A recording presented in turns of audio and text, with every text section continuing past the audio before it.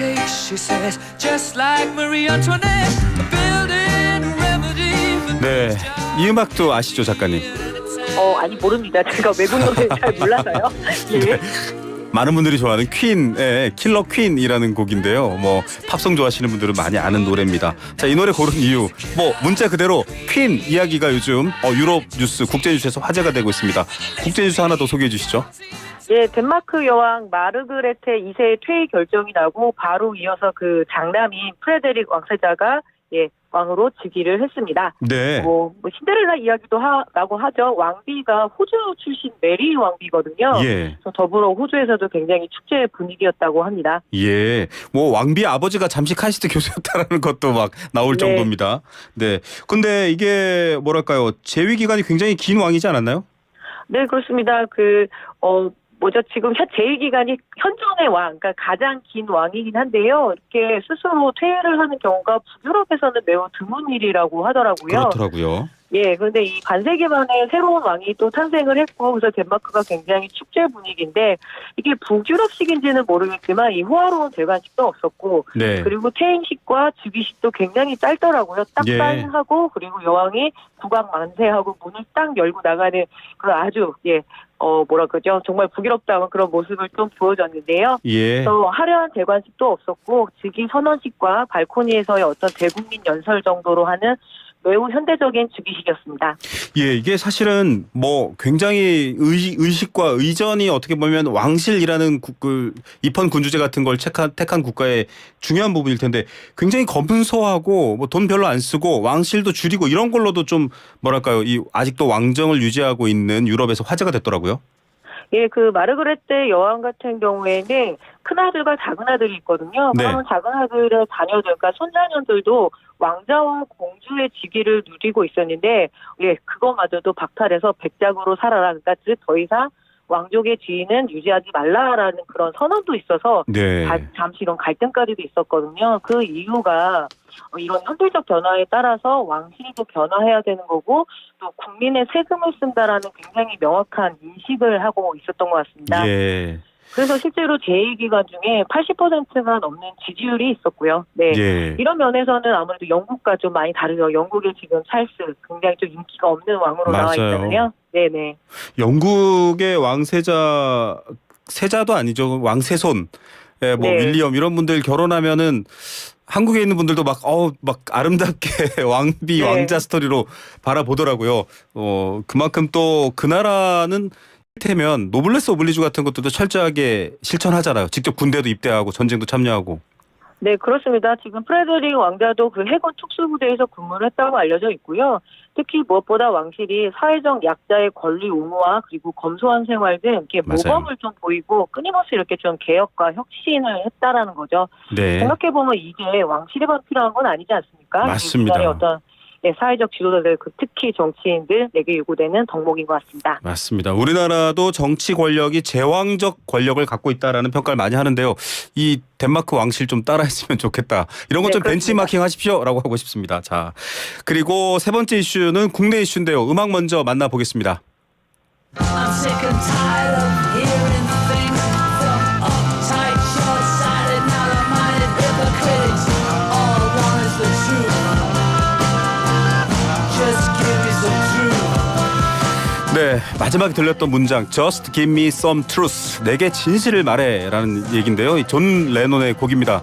묻지 않은 이유는 사실 저도 오늘 처음 찾아서 들었는데 가사가 굉장히 파격적입니다. 막 그 당시에 현직 대통령 이름도 나오는데요. 제발 권력자들 진실 좀 밝혀, 이런 내용의 존 레논의 노래였습니다. Give me some truth라는 곡이었는데 이 곡을 제가 고른 이유 바로 이태원 참사를 놓고 지금 특별법 국회 통과 이슈가 있는데요. 국민들이 바라는 진실과 정치권의 움직임이 좀 다른 것 같아요. 먼저 이 특별법 통과됐죠? 네, 통과됐습니다. 12구 이태원 참사 진상 규명을 위한 특별법이 더불어민주당과 이 야당의 주도로 국회 본회의를 통과했고요. 현장에서 지켜보던 그 참사 유가족들이 매우 많이 이렇게 눈물을 흘렸다라고 네, 하네요. 맞습니다. 네, 완벽하지는 않지만 일단 참사 원인 규명에 첫발을 떼었다는 데에는 큰 의의가 있을 것 같습니다. 네. 네, 자, 이게 유가족들의 진상 조사기구 발족. 일단은 제발 왜 이렇게 정말 서울 한가운데서 59명이 넘는 분들이 한꺼번에 이렇게 돌아가시게 됐는지를 밝혀내자. 이게 왜 이렇게 어이없는 일이 일어났는지 이 진실을 밝히기 위해 사실 여당 요구도 좀 그러니까 여당의 수정 요구도 좀 받아들였다 이렇게 알고 있는데 표결에는 여당이 참여했나요?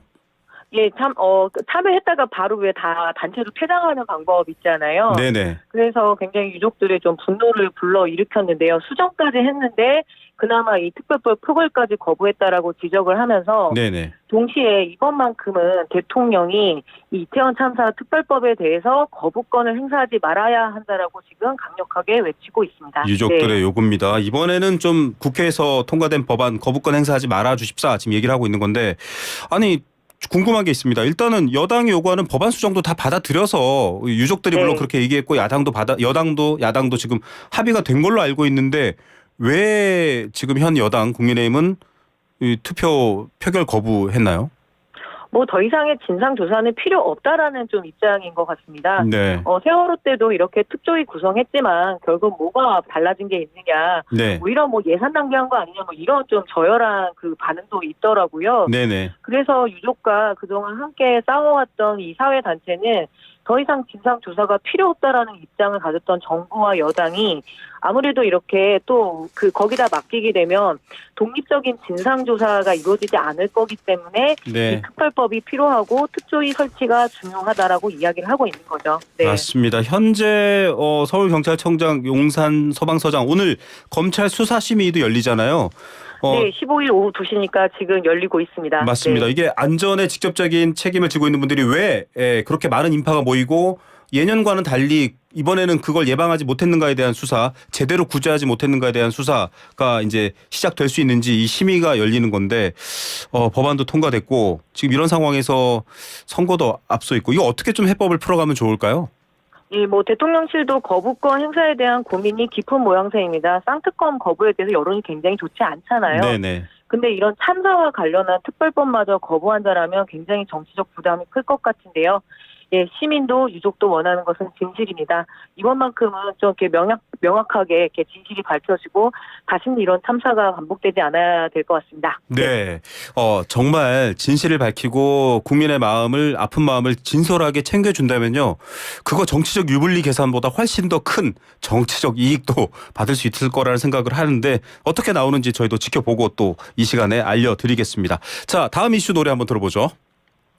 널 만나는 동안 난 3번이나 널 배신했어 오직 너만 예, 이게 무슨 연애 노래일까? 배신이라는 단어도 나오는데 이 노래는 들어보셨나요? 네, 알고 있습니다. 네, 이 취향이 좀 드러나네요. 네, 1995년에 나온 노래입니다. 조규찬의 아담과 이브는 사과를 깨물었다라는 노래인데요. 자, 이 노래는 뭐 배신 이야기가 나오기도 해서 일맥상통하는데 사과가 등장하니까 제가 골랐습니다. 다음 뉴스는 사과 관련 뉴스라고요. 이건 뭐 죄송합니다의 그 사과 아니죠? 네, 사과 농사를 짓는 농민들의 입장에선 배신 맞네요. 네. 이 정부가 물가 안정 명목하에 미국과 뉴질랜드 등 이 외국산 사과 수입을 타진 중이라고 밝히면서 네. 지금 굉장히 생산자들이 분노를 일으키고 있는데요. 예. 그동안 이 사과와 같은 신선채소 수입에 있어서는 매우 조심스러웠습니다. 왜냐하면 사과만 오는 것이 아니라 병해충도 같이 오거든요. 맞아요. 예, 그래서 이 무려 8단계를 평가하는 수입 위험 분석 절차가 있는데 이를 진행 중이다라고 농식품부에서 밝혔습니다. 네. 네. 그러면 이제 이런 걸 알아본다라는 건 결국은 수입을 준비하고 있다 이렇게 해석해야 되나요? 네, 그렇습니다. 그리고 이제 그 수출을 하려고 하는 입장 국가에서 이제 신청을 하는 거죠. 그러면 우리가 위생과 이 식물 위생 검역 조치가 있잖아요. 그래서 네. 관련해서 지금 진행 중이다라고 이야기를 하고 뭐 사과뿐만이 아니라 망고도 들어올 거고 뭐 이런 네. 식으로 이야기를 해서 지금 과수 농가가 안 그래도 생산비가 많이 올라서 올해 굉장히 힘들었고 네. 특히 사과 같은 경우는 이번 올해 탄저병이 굉장히 심했거든요. 네. 피해율이 거의 80% 정도 육박을 해서 그래서 비싸군요. 예, 생산량이 30% 이상 줄어들었습니다. 네. 그래서 혹시라도 뭐 소비자들이나 청취자분들이 오해하시는 게 와 올해 사과값 비싸니까 농민들 좀 돈 좀 벌었겠다 싶지만 네. 막상 내다 팔 사과가 없었던 거죠. 예. 그런데 여기에 수익까지 해버리면 이 과수 농가의 기반마저 무너진다. 그럼 이게 과연 식량 안보 정책에 맞느냐 이런 항의들을 하고 있는 거죠. 맞습니다. 자, 뭐 사과 가격은 이제 유럽 물가와 한국 물가 비교할 때도 전통적으로 자주 등장합니다. 유럽은 네. 사과 굉장히 싸요. 정말 네. 한 푸대를 사가도 얼마 안 하는데 한국은 한 알에 몇천 원 이렇게 하니까 소비자들은 왜 이렇게 비싸라고 하지만 이런 이유가 있고, 그런데 일부 소비자분들은 그래도 나는 비싸게 먹기 싫으니까 수입해줘라고 하면 앞서 잠깐 얘기는 하셨지만 우리가 이제 사과를 생산하는 농가는 사라질 수 있다 이렇게 말씀하시는 거죠. 그 위기를 좀 더 자세히 설명해 주셔야 될 것 같아요. 네, 이미 몇 년 전부터 과수화상병이라고 해서 이 사과나무에 좀 집중적으로 걸리는 그런 병충해 병이 있었습니다. 네. 그래서 많은 사과 농장들이 폐원을 좀 했고요. 네. 농민들도 고령화되고 있는 이런 상황에서 그나마 유지하고 있는 과일 산업인 사과 산업마저 이렇게 기반이 무너지게 되면 네. 중장기적으로 소비자들에게 이득은 아니거든요. 예. 가장 신선하고 영양이 있는 이 신선한 맞습니다. 국내산 과일 가격을 오히려 이제 농사를 안 지으니까 더 가격이 오를 수도 있고, 예. 잠깐 말씀드리면 지난 7월에 세계 최대 쌀 생산국이었던 인도 같은 경우에는 쌀 수출 금지를 했거든요. 네. 왜냐하면 자국의 쌀값이 너무 오르니까. 그래서 네네. 주변 국가들이 상당히 어려움을 겪었는데요. 처음에는 이렇게 과일을 돈 주고 사올 수 있지만 기후위기 같은 경우에는 우리나라만의 문제가 아니라 맞아요. 전 세계의 문제이기 때문에 네. 어느 순간에는 돈을 가지고도 사과를 사 먹을 수 없고, 이렇게 과수나무는 최소 5년 정도 있어야지 수확이 되기 때문에 그렇죠. 그렇게 기반이 무너지면 그때는 더더욱 이 사과 먹는 사람은 부잣집이 되지 않을까, 그런 우려를 제가 전하고 싶네요. 네, 가격도 물론 중요한 문제입니다만 우리의 먹거리 주권 문제는 잘 봐야 됩니다. 나중에는 뭐 수출해주는 나라 마음대로 가격을 올리고 내릴 수 있는 상황이 될 수도 있기 때문에 잘 보셔야 되고요. 자, 다음 이슈 음악으로 먼저 만나보시죠.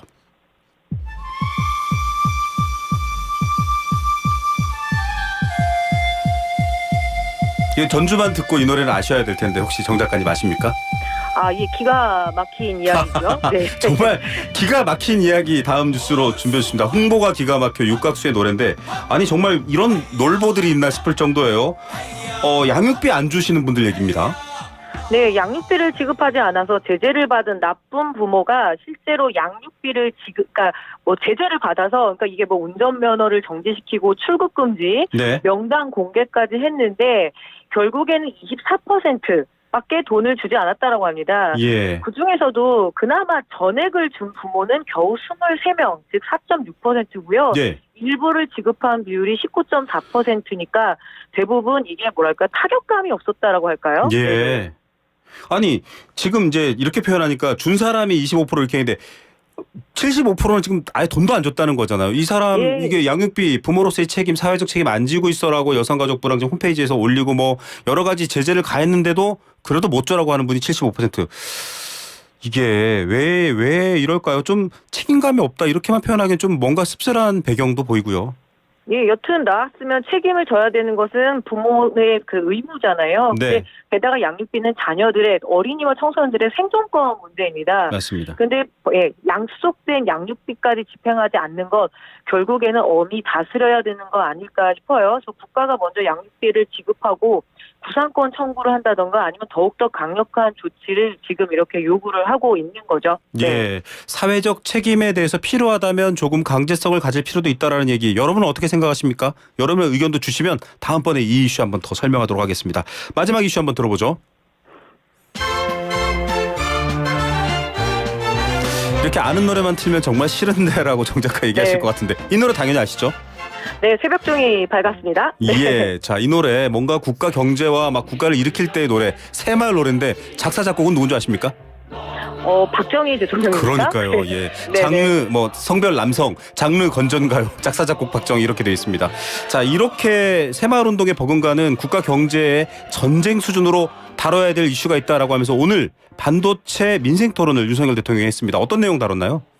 예, 저는 무려 속보로 받았는데요. 네. 윤석열 대통령이 수원 성균관대에서 오늘 이 경기 남부를 관통하는 반도체 메가 클러스터에 총 622조를 투자해서 약 300만 개의 양질의 일자리를 만든다라고 이렇게 이야기를 했는데요. 네. 이것뿐만 아니라 여기에 결국에는 반도체 산업에는 많은 전기가 필요하기 때문에 탈원전을 해서는 안 된다. 오히려 네. 원자력 발전을 더욱더 발전시키겠다 이렇게 이야기를 했습니다. 예. 자, 이게 속보로 나왔는데 반도체 얘기하다가 탈원전까지 굉장히 갔는데 어쨌든 국가 경제 중요한 건 사실입니다만 이 부분에 대해서도 저희가 좀 더 살펴보고요. 반도체는 현대사회 원유와 같고 중요합니다. 대한민국 먹여 살리는 거기 때문에 얼마나 잘 계획대로 정말 국가를 부강하게 하는지 저희도 잘 지켜보고 얘기를 들어야겠네요. 자, 오늘은 이렇게 제가 마무리 정리 말씀하는 걸로 끝나고요. 오늘 주간 뉴스 이슈들 감사합니다. 네, 고맙습니다. 네, 지금까지 정은정 작가였습니다.